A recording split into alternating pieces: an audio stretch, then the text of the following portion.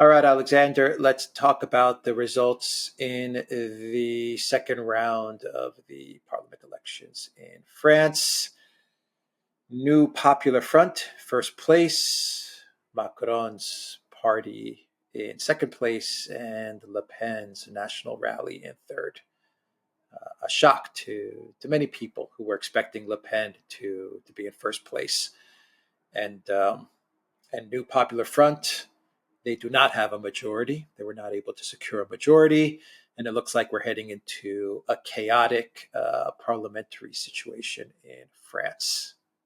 We have a fragmented New Popular Front, which will lead a fragmented French parliament. But hey, they prevented Le Pen from coming in first place. So they're celebrating that, but I think it's going to be a very short celebration because things are going to be very turbulent in French politics. What is your take on the election results? Well, I mean, the election in some ways is a reflection of the fact that I've been out of touch with France for a very, very long time. Because looking at the clues, there were some indications that this was coming. Now, what has basically happened is this: the momentum is clearly behind Marine Le Pen and the Rassemblement National. Now, bear in mind, in the first round of the election, the Rassemblement National won 33% of the vote. That is exactly the same amount that Keir Starmer won in the British general election, which has just happened, and which has given him this stonking majority.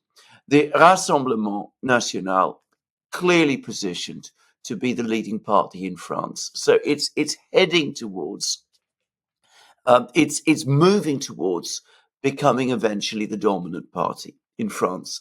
I don't think anything we've seen over the last couple of hours changes that fact at all. However, the French establishment doesn't want to see that happen.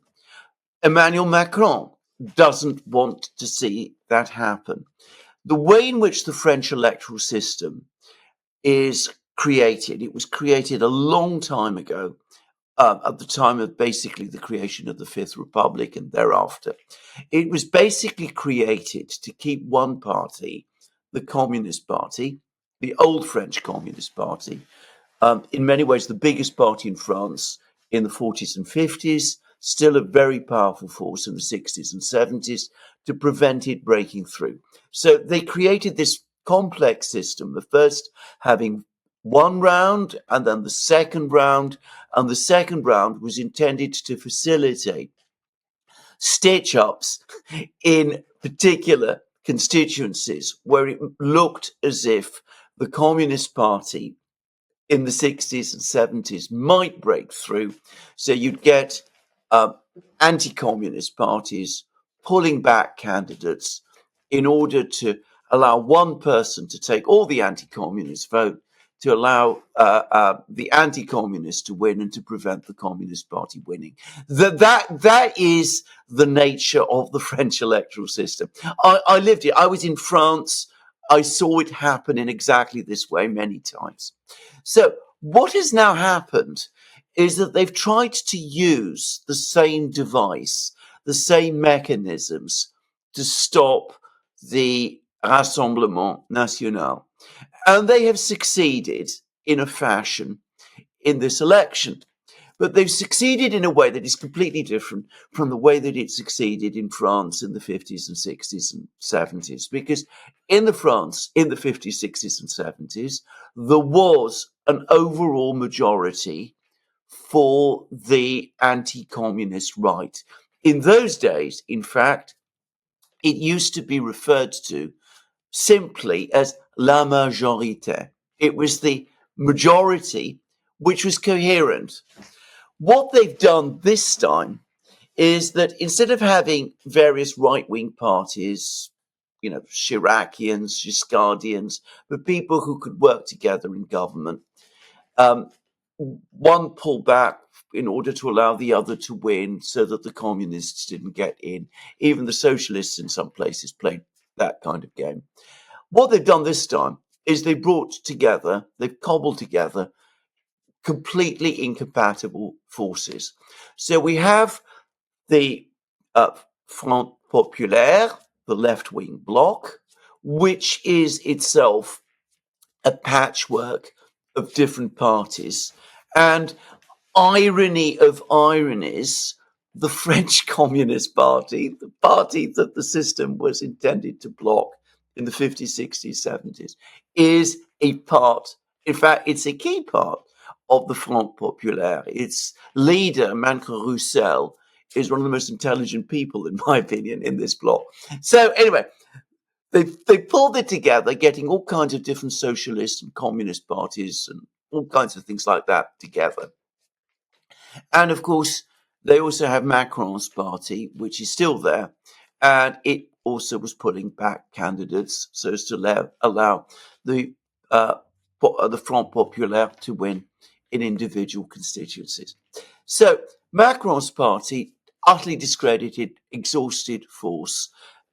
The French left, a cobbled together ragbag of different parties, many of which absolutely hate each other, all involved in this coalition to stop the Rassemblement National. You could call it the marriage of the Frankenstein's monster with a zombie. The zombie being Macron's party, the Frankenstein's monster being this united left, all to stop Le Pen. And the result is that we now have an ungovernable France because the popular front, let's call it the popular front, it's not a coherent force. Many of its faction leaders don't get on. There's Raphael Glucksmann, who is the socialist. He is absolutely part of the neo-liberal globalist order. He supports Project Ukraine. He's accepted the leadership in this movement of Jean-Luc Mélenchon, old guard French leftist, deeply pro-American, strongly opposed to Project Ukraine, wants some kind of alliance with Russia. Friend, by the way, of Jeremy Corbyn, far more radical than Jeremy Corbyn. So it's like bringing together, Tony Blair and Jeremy Corbyn into the same sort of movement. I mean, and that's only one inconsistency and contradiction on the left. And of course, what they've done is, because they lent support in individual constituencies to Macron's party, that has been inflated in size, even though it is completely discredited and represents a discredited and deeply unpopular president who was advised, by the way, not to campaign in this election because people didn't want to make him, he didn't, his own party didn't want to be too closely associated with him. So you're going to have a majority in the French National Assembly, which isn't a majority for anything at all. In other words, chaos. And that is exactly what Macron and the French establishment, in this obsession to keep Le Pen at bay, and it must be said, a very large number of French voters have provided. And this at a time when France is entering deep economic uncertainty. National debt is over 100% of GDP. French national debt is the second biggest proportionately in the West, apparently. I mean, it's, running out of control. French economy has not really been doing very well. Lots of problems all across France. And of course, a very difficult global situation. So a situation where nobody's going to be able to govern France. The president is discredited and exhausted. The parliament is antagonistic to him and now has a majority of people who are opposed to him on every single individual policies, but who cannot agree with each other. So To stop Le Pen, they've created chaos. When you mean majority, you mean the Popular Front combining Plus, with Macron's party. plus That's Macron's party. yeah, Exactly. yeah. I mean, So yeah, the Popular Front wants to create a government, but they can only do that if Macron's party correct. either supports them or enters into coalition with them. And I mean, these are completely incompatible, completely contradictory movements. I mean, it's difficult to convey to people who are not familiar with French politics, for example, how radical Mélenchon is on many of the issues that he talks about, if he's serious about them, which I suspect at some level he is. And of course, remember, the Popular Front also contains within it the French Communist Party, which remains strongly opposed to Project Ukraine, for example, retains a kind of Russophile tradition. How do you put all this together? And how do you get all of these various parties, for example, either to agree to expenditure cuts or to agree to pursue a more dirigiste model if that is what you want to do? There is no coherence from this French parliament, and there's no mechanism to dissolve it now for at least another year. Yeah. Well, who cares as long as you keep Le Pen out of the majority, right? I mean, that's that's what this is all about. Create chaos in order to keep Le Pen from governing. A responsible thing would have been if they allowed Le Pen to. They should have allowed Le Pen to govern. That would have been the responsible thing to do. That would have been the best thing for France to have allowed to happen. But nope, they couldn't have it happen. If you look at the numbers, the only party that the new Popular Front can can govern with in a coalition in order to get a majority is Macron's party. I mean, No, there is no other option. The minute no, they've said no to National Rally, I mean they're yeah, stuck together. I there is know. no choice, is there? Absolutely. Well, of course, Mélenchon, who, has his qualities, but perhaps realism is not one of them. Anyway, he is insisting that he's not going to enter into any kind of arrangement or coalition with Macron's party because he knows how profoundly discredited and unpopular Macron and his party actually are. But that's what he announced immediately as the results started to come through. But of course, that doesn't then explain how, in that case, the Popular Front can form a government, given that it is well short of a majority in the French National Assembly. I get to say something, and this might shock some people, but if you take some individual policies, if you look at economic policy, for example, if you look at foreign policy, the Popular Front and Le Pen's movement have more in common with each other than either does with Macron. I say that, though, as I said, to come back to my earlier point, the Popular Front is hardly a coherent force, and you have within it straightforward neoliberal globalists who would be absolutely happy to work with Macron. What? But Why would if you that be look at shocking? Mélenchon and Roussel, there's much more in common in many respects. Not on immigration, of course, but on other things. They have much more in common with Le Pen than they do with Macron. I don't think that's a shocking statement at all, a shocking analysis, because the trend is the populist left. If you want to take out the populist components from this umbrella party of the Popular Front, those populist components, which you could call the populist left, is definitely merging with parts of the populist right. I mean, pick a country, policies from the populist left and policies from the populist right in most countries do have a lot of things in Yeah. common. So I don't think this should Well, surprise anyone that they have more in can, common than the neoliberal globalist Macron. indeed. And can I just make a further point here? Because this is where you go. It's useful to just look at French history because this has been understood in France before. I've made the point many times that if you actually compare Le Pen's policies with those of any French political leader, she is closer to the ideas and thinking of Charles de Gaulle than any other French political leader that you can think of in the last 70 years. I mean, de Gaulle's ideas and Le Pen's ideas were very close, including, by the way, on immigration. Just saying. Now, de Gaulle, in the 1940s, his first post-war government, which was a very successful government, was a coalition with the communists.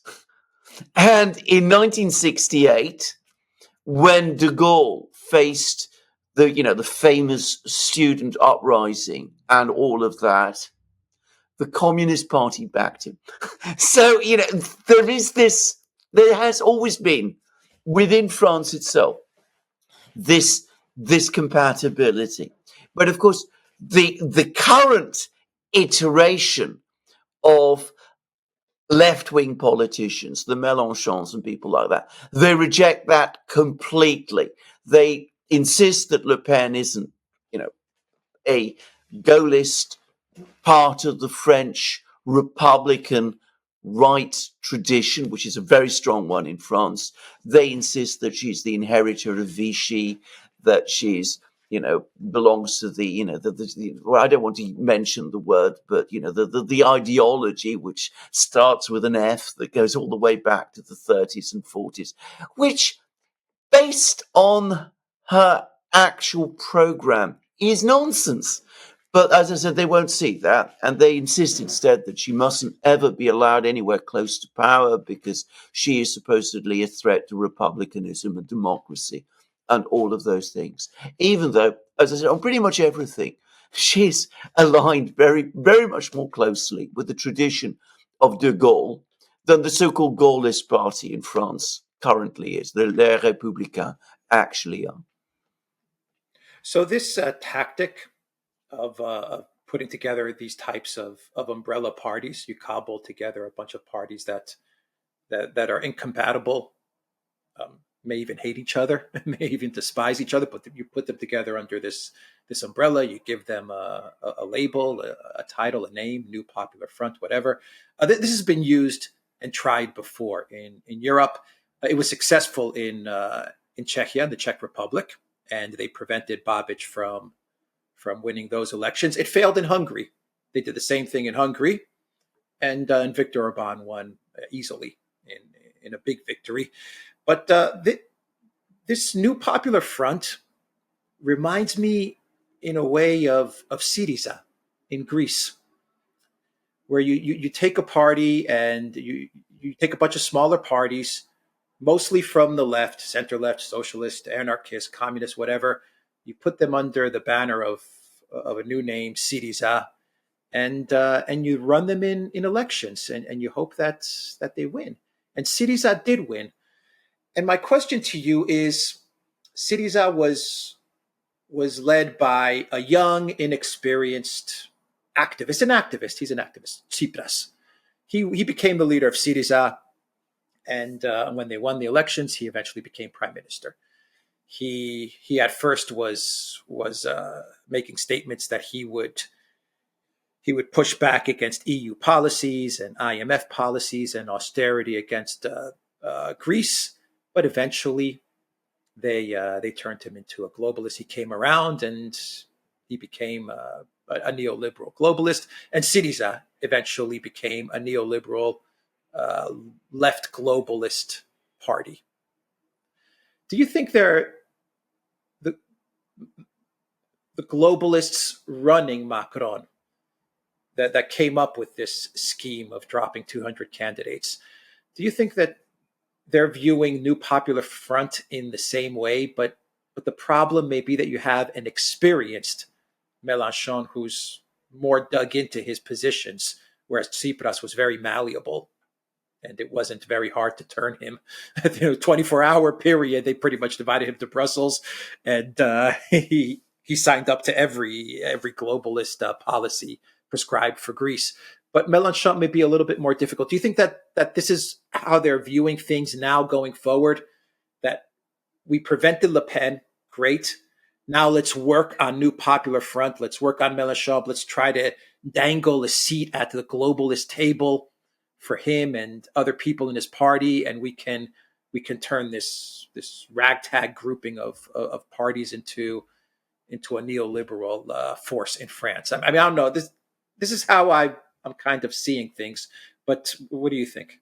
Well, the first thing to say is you're absolutely correct. I mean, the New Popular Front, which, by the way, invokes the Popular Front that was created between the communists and the socialists in the 1930s to prevent the actual right with the F of that time from gaining power. So you can already see the manipulation of history and language being used in this. But you're absolutely correct. The Popular Front is exactly the same as Syriza. It is no different in any way. And they will end up doing exactly what you said, because don't overestimate Mélenchon. First of all, he's an immensely vain personality. He might be committed to his positions, but I don't think most of them in the Popular Front are. And I mean, they can get rid of him. I mean, he's there. He would not be a difficult person, in my opinion, to sort of um, leverage out if he becomes too much of a problem. If you remember with Syriza itself, there were some people who were genuine left wingers, and they were winkled out fairly quickly, and it's going to happen exactly here too. That is exactly what is going to happen. So I wouldn't, emphasize Mélenchon and talk about its coherence. The big difference with Greece, the fundamental difference with Greece, is that in Greece there was no analog to Le Pen and the Rassemblement National. That is the change. And what I think could quite easily happen is that, I mean, this government will collapse into chaos. It will disappoint everybody. People who feel really left wing, radical, will feel deeply shortchanged. There might well be an economic crisis.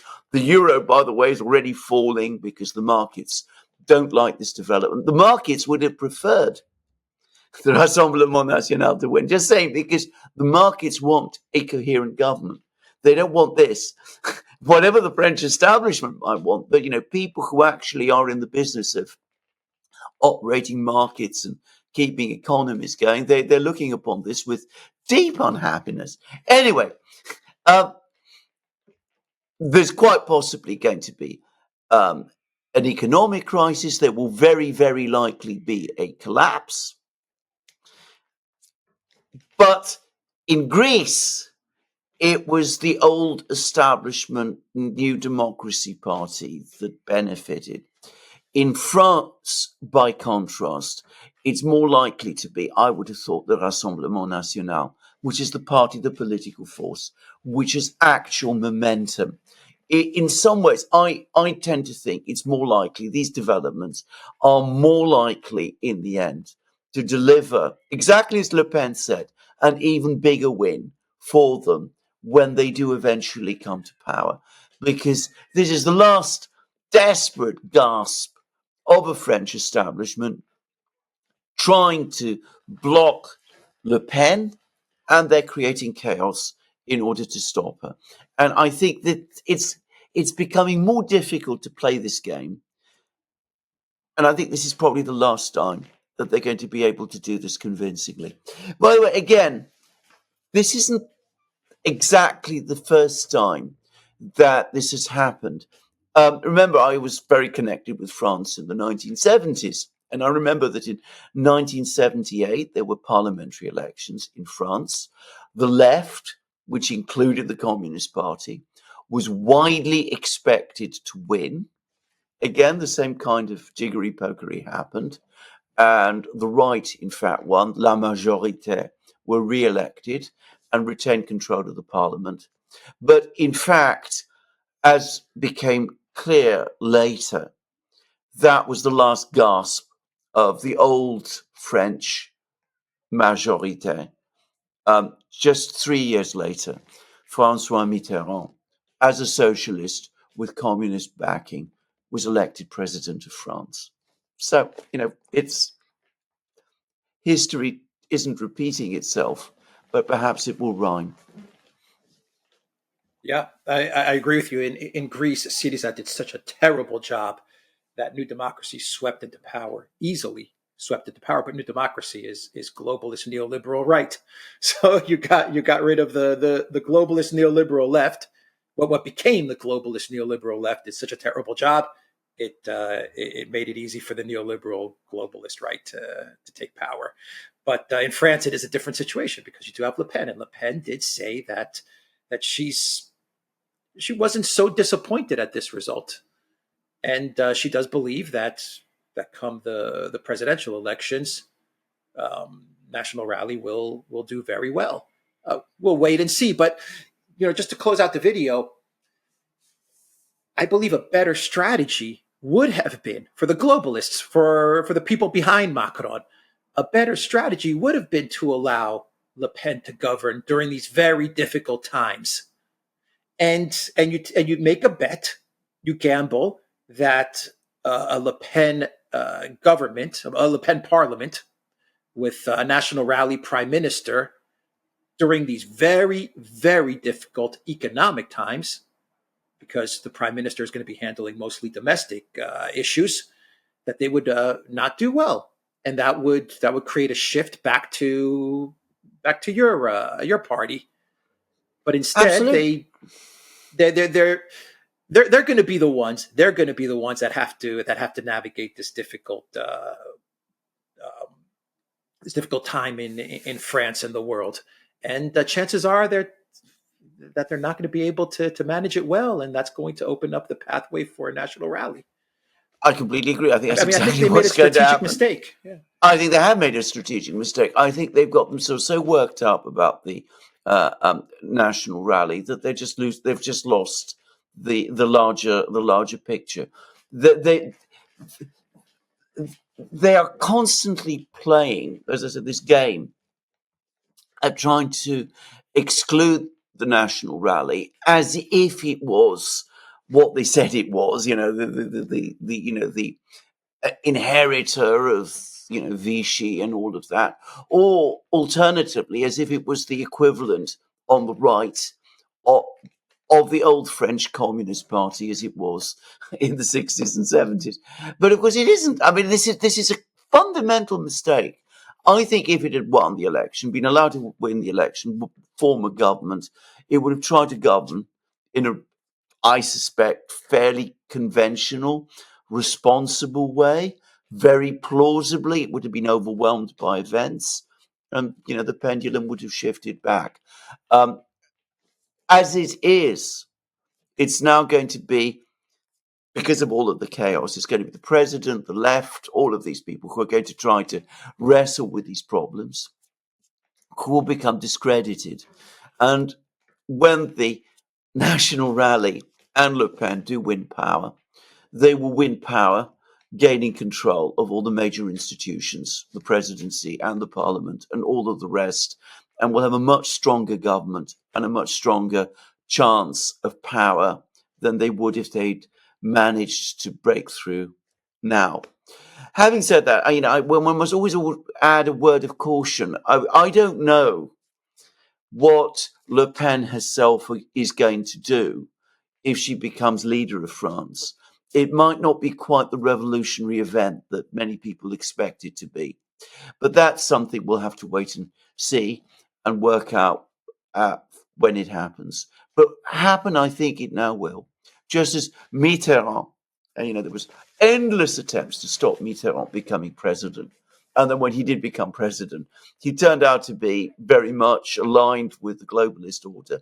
Perhaps the same thing will happen with Le Pen. Perhaps not. But one way or the other, I think with this election, she's closer to that goal.